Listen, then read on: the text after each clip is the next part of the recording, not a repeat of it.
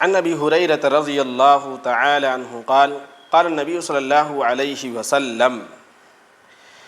اجتنبوا السبع الموبقات قالوا یا رسول اللہ صلی اللہ علیہ وسلم وما ہن قال الشرک باللہ والسحر وقتل النفس التي حرم الله إلا بالحق وأكل الربا وأكل مال اليتيم والتولي يوم الزحف وقذف المحصنات الغافلات۔ اس حدیث میں اللہ کے رسول صلی اللہ علیہ وسلم نے ہم انسانوں کو 7 مہلک گناہ سے، 7 ہلاک کر دینے والے گناہ سے بچنے کی تلقین کی ہے۔ سب سے پہلے اللہ کے رسول صلی اللہ علیہ وسلم نے بیان فرمایا اجتنبوا السبع الموبقات، کہ تم 7 ہلاک کر دینے والے خوفناک گناہ سے، بھیانک گناہ سے بچو۔ صحابہ کرام نے عرض کیا اے اللہ کے رسول صلی اللہ علیہ وسلم،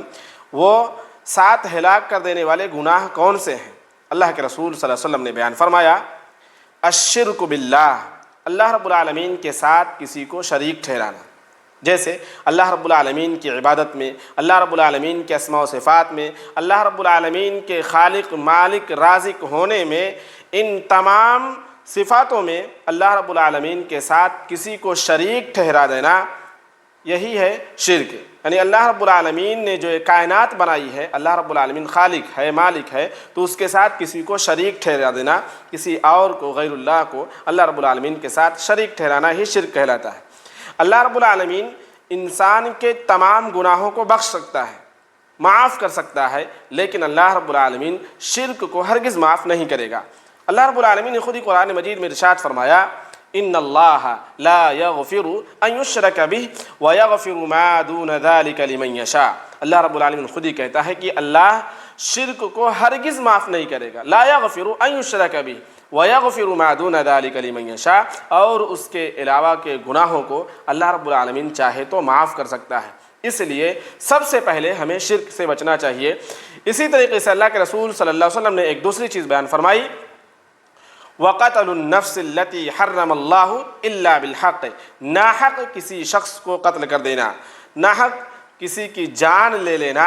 ایسے گناہ سے اللہ کے رسول صلی اللہ علیہ وسلم نے اور اللہ رب العالمین نے ہمیں بالکل مکمل طور سے منع کیا ہے کہ ہم کسی شخص کی جان کو ناحق نہ لیں۔ اسی طریقے سے ایک تیسری چیز اللہ کے رسول صلی اللہ علیہ وسلم نے بیان فرمایا الربا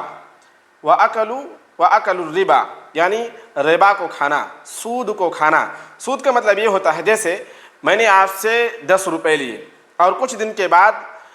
جب وہ پیسہ لوٹانے کا وقت ہوا تو آپ مجھ سے 10 کے بجائے 12 مانگے یا 15 مانگے، یعنی بڑھا کر کے لینے کی کوشش کریں، اور بڑھا کر کے لیں تو جو وہ بڑھا ہوا پیسہ ہے اسی کو سود بولتے ہیں۔ ایسا پیسہ کھانے سے، ایسا روپیہ کھانے سے، یا اس طرح کے پیسے سے مال کما کر کھانے سے بھی اللہ کے رسول صلی اللہ علیہ وسلم نے ہمیں منع فرمایا ہے، اور ایسے سود سے، ایسے پیسے سے اور اس طرح کے پیسے سے کمائے ہوئے رزق سے ہمیں دور رہنا چاہیے۔ اسی طریقے سے وَأَكَلُ مَالَ الْيَتِيمِ، یتیم کے مال کو کھانے سے اللہ کے رسول صلی اللہ علیہ وسلم نے ہمیں سختی سے منع فرمایا ہے۔ یتیم کا مال اللہ کے رسول اللہ رب العالمین نے خود ہی قرآن مجید میں ارشاد فرمایا ان الذین یأکلون اموال الیتامی ظلما انما یأکلون فی بطونہم نارا وسیصلون سعیرا۔ جو لوگ یتیموں کے